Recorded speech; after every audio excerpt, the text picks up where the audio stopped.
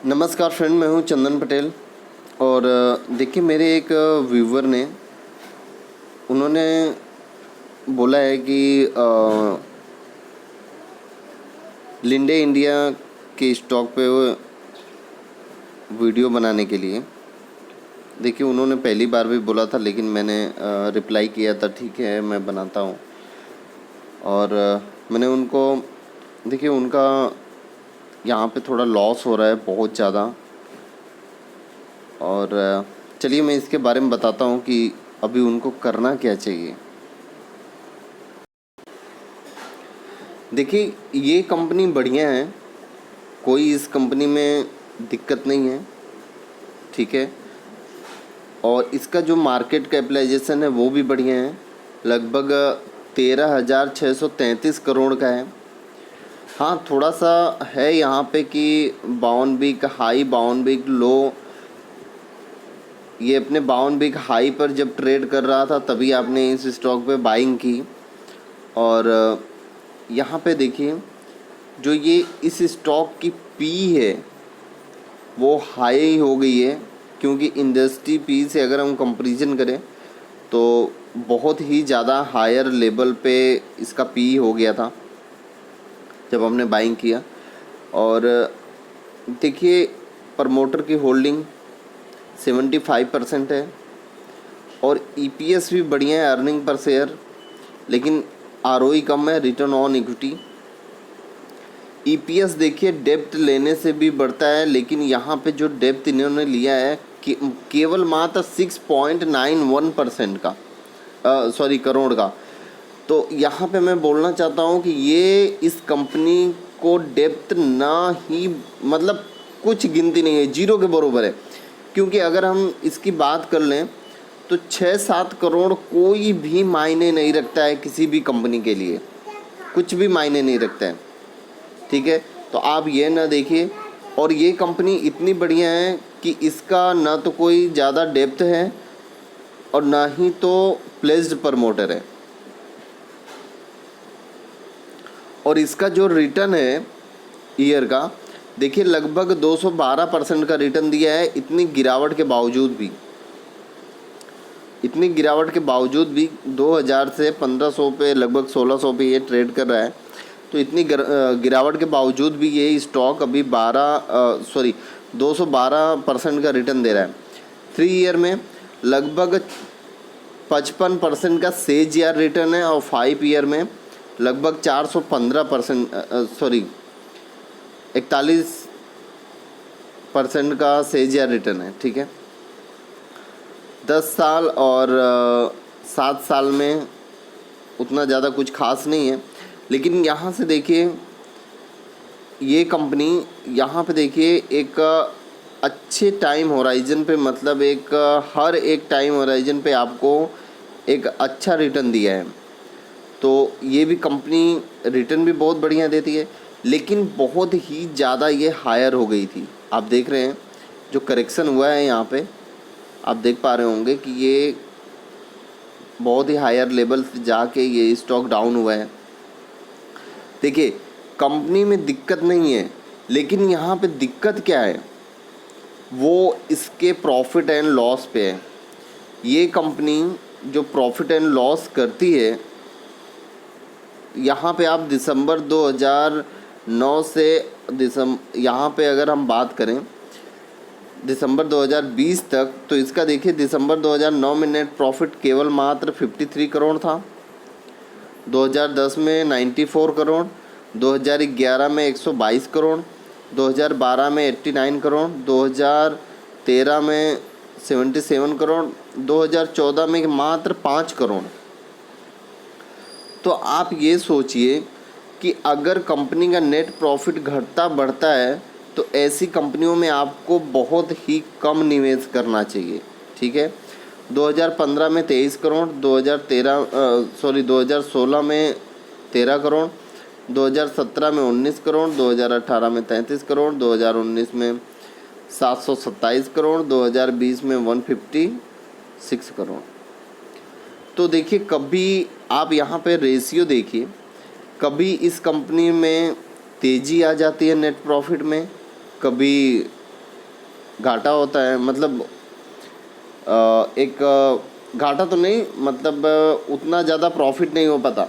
देखिए, मैं हमेशा आप लोगों को रिकमेंड करता हूँ कि आप ऐसी कंपनी का चुनाव करिए कि पर ईयर, मतलब हर एक साल पे आपको एक अच्छा रिटर्न दे सके, हर एक साल पे एक अच्छा रिटर्न दे सके। मतलब इसका जो नेट प्रॉफिट का ये जो सिलसिला है वो हमेशा बढ़ते ही रहे, हमेशा बढ़ते ही रहे, ना कि कभी बढ़ा फिर घटा, कभी बढ़ा कभी घटा कभी बढ़ा। ऐसी कंपनियों में आप निवेश करने से दूर ही रहें, या अगर निवेश करें तो एक अच्छी अपॉर्चुनिटी देख के फिर आप शॉर्ट टर्म के लिए ही निवेश कर सकते हैं। चलिए, बहरहाल आपको मैं यही बताना चाहता हूँ। चलिए मैं चार्ट पे लेके चलता हूँ, आपको वहाँ पे समझाने की कोशिश करूँगा। देखिए, चार्ट पे चलने से पहले मैं सोचा कि आपको यहाँ पे दिखा के चलूँ, क्योंकि ये अभी लाइव मार्केट चालू है और इस कंपनी का जो स्टॉक का जो क्वालिटी है वो एवरेज में है। देखिए, मैं हमेशा आप लोगों को रिकमेंड करता हूँ कि कभी भी आप किसी भी कंपनी में अगर आप निवेश करें तो वो कंपनी गुड क्वालिटी का होना चाहिए या एक्सीलेंट क्वालिटी का होना चाहिए। हम उसी में निवेश करके एक लंबी होराइज़न में एक बेस्ट पैसा बना सकते हैं, ठीक है। और यहाँ पे देखिए, ये वेरी एक्सपेंसिव है। कभी भी अगर आपको वेरी एक्सपेंसिव देखे ऐसी कंपनियों में तो आप वहाँ पे ना ही निवेश करें। और यहाँ पे देखिए, मैं आपको बताना चाहता हूँ, जो हमारे सब्सक्राइबर हैं जिन्होंने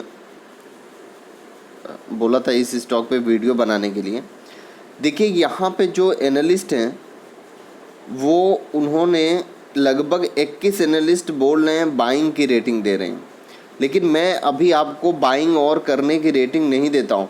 क्योंकि देखिए, कभी भी इस कंपनी में अगर आप हाई लेवल पे उठाते हैं तो मैंने कई बार बताया हायर लेवल पे कि लगभग आपको 40 से 50% का ही माल उठाना चाहिए।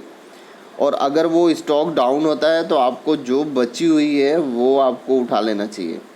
अगर आपके पास अभी उठाने जैसी क्षमता हो तो आप थोड़ा सा वेट करें, इस स्टॉक में थोड़ा सा वेट करें, और वेट करने के बाद आपको मैं बताता हूँ कहाँ कहाँ बाइंग करना है, ठीक है। देखिए, मैं आ गया हूँ चार्ट पे लेके, और यहाँ से ये देखिए स्टॉक की गिरावट लगभग आप यहीं कहीं बाइंग किए होंगे, ठीक है।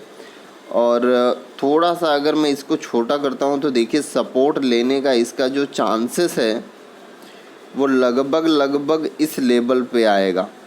अगर ये स्टॉक अगर गिर रहा है, क्योंकि ये लेवल तो उसने तोड़ दिया है, ये लेवल जो है वो आज इसने तोड़ दिया है, तो लगभग अगर ये इस लेवल पे आने की कोशिश करेगा तो आपको पहले ही अलर्ट रहना है कि मेरे को करना क्या है, कहाँ पे बाइंग करनी है।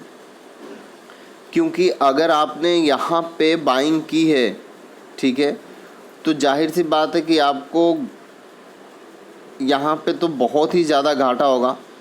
लेकिन अगर आप यहाँ पे थोड़ा बहुत बाइंग कर लेंगे तो शायद मैं सोचता हूँ कि आपका लगभग इस रेंज